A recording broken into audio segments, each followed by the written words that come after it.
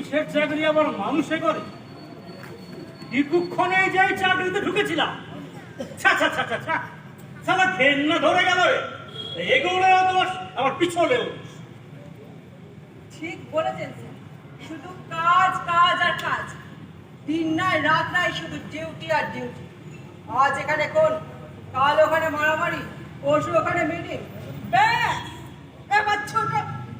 আজ বন্ধের দিন বাড়িতে বসে সবাই মুরগি ঠ্যাংচে বলছে, আর যত কাজ শুধু আমার। এখন দেখো কোথায় কোথায় ঝামেলা লাগলো। আর পরেও বাবু পলিটিক্যাল লিডার, কাজ নেই কর্ম নেই, শুধু বন্ধ বন্ধ আর বন্ধ। ঠিক বলেছো, বুঝলে? বন্ধ বন্ধ আর বন্ধ, আর বন্ধ মানেই ঝামেলা। কালকেই তো করতে অর্ডার এসছে, বন্ধে যেন কোনো ঝামেলা না হয়, সমস্ত বাজার অফিস যেন খোলা থাকে। এদিকে ওই মরিচিকা গুপ্ত, সে তো একেবারে দলবল নিয়ে বেরিয়ে পড়ছে। বেরোক না, অত চিন্তার কিছু নেই। সাধারণ লোক তো খুব একটা বন্ধের দিনে বের হয় না, যা বের হয় শুধু পার্টির লোকেরা। তা স্যার ওরা নিজেদের মধ্যে মারামারি করুক না। ওই পার্টি পার্টি পার্টি করে দেশটার 12টা বাজিয়ে দিল বাবা। দেখো, যারা এই দেশটাকে স্বাধীন করবে তারা শুধু কষ্টই করবে, আর এরা নিল সুখ। যাই হোক, বন্ধে ঝামেলা হলেই দোষ হবে আমাদের।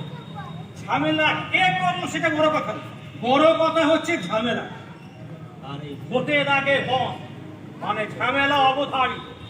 মরিচিকা গুপ্ত একটা বড় গেম না খেলে ছাড়বে, তুই মনে মনে কিন্তু সেই করতে দিন। এটা অবশ্য স্যার আপনি ঠিকই বলেছেন। তবে স্যার এইদিকে তো কাউকে দেখতে পাচ্ছি না, কোনো আমরা ওই দিকে ফিরে আসবে না না না, তোমার ওই দিকে যাওয়ার দরকার নেই। তুমি বরং এক কাজ করো, তুমি তুমি নন্দনপুরের দিকটা ঘুরে এসো, আমি থানায় গেছি। যাও। স্যার আমি একা যাবো, মানে আমি একা। একা মানে? একা মানে তোমার সঙ্গে এনো ফোর্স রয়েছে, ড্রাইভার রয়েছে। একটা কথা বলি শোনো, এতই যদি ভয় তাহলে পুলিশের চাকরিতে কেন জয়েন করেছিলে? হ্যাঁ, মহিলা বলে সব সময় ওই থানায় বসে থাকবে বললে তো হবে না।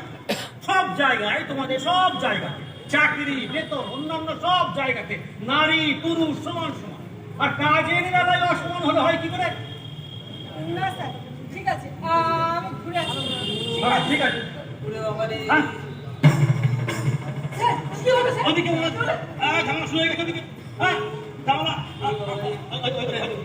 আমাকে বাঁচান স্যার। আয় আয়, তোকে পিটিয়ে পিটিয়ে আমি লাল দাও দাও দাও দাও দাও, রুলটা আমাকে দাও, আমাকে দাও, আমাকে দাও, আমাকে দাও। এই এই শোনো, হ্যাঁ, সারাদিন শুধু পার্টি আর পার্টি। হ্যাঁ, এই বন্ধের দিন ঝামেলা লাগাতে বাইরে বেরিয়েছিস? না না, আমি পার্টির লোক নই স্যার। তুই পার্টির লোক নস, তবে তুই কে?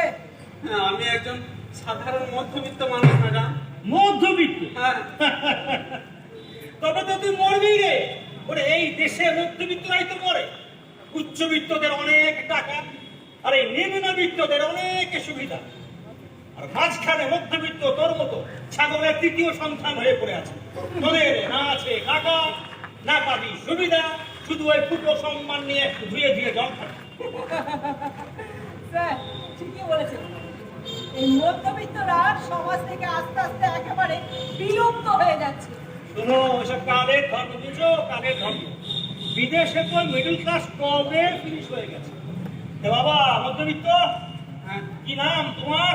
আগে আজাদ কর। কিন্তু বাবা আজাদি কে তোমাকে ধরে রেখেছে বলো?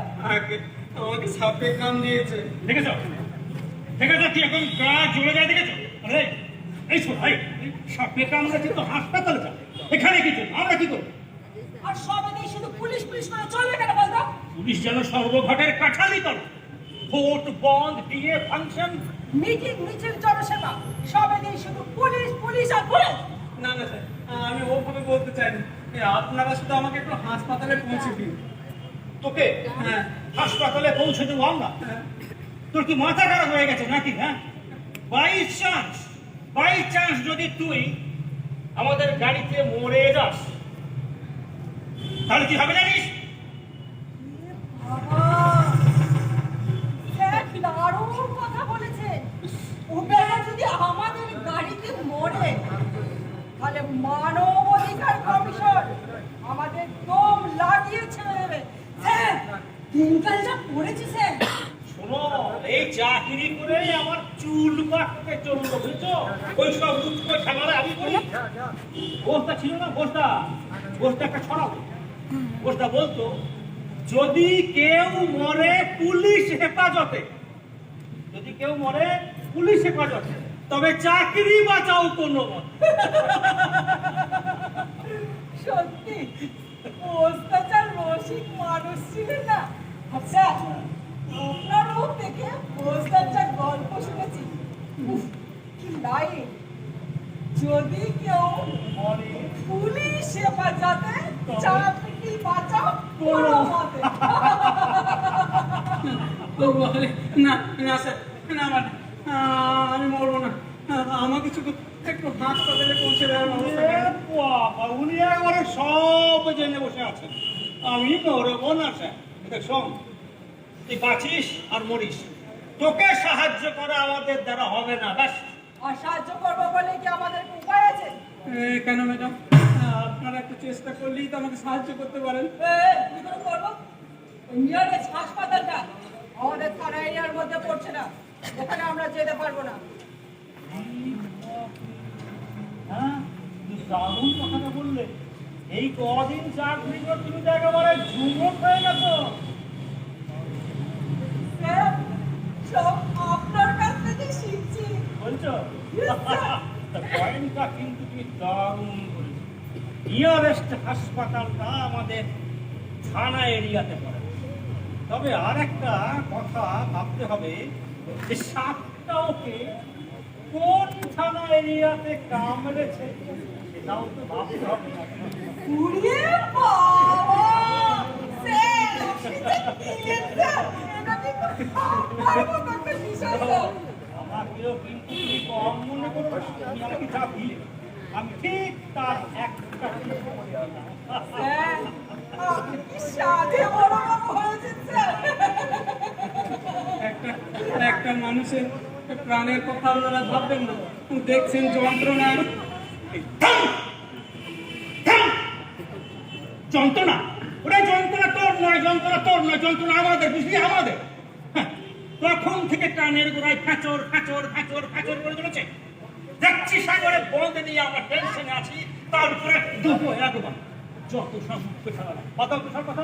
তুমি এক কাজ করো, তুমি বন্ধন যাও, ওই থানায় ফিরে যাবে। আর হ্যাঁ শোনো, একটা কথা ধরো, এটা যদি সেরকম কোনো সমস্যা হয় তুমি সঙ্গে সঙ্গে থানায় ফোন করো, ঠিক আছে? Yes, sir. নন্দনপুরটা মরিচিকা গুপ্তের এলাকা, ওখানে ঝামেলা লাগার সম্ভাবনাটা খুব বেশি। তাই বেটা আমার ঘরে ফেলে দিয়ে উনি চললেন থানায়। যন্ত্র একটু বছর, আর আমি মেয়ে বলে শুধু আমাকে উঠতে বসতে শুধু খোটা। তবে আমিও ছেড়ে দেবার পাচ্ছি নয়, আমিও দেখে নেব।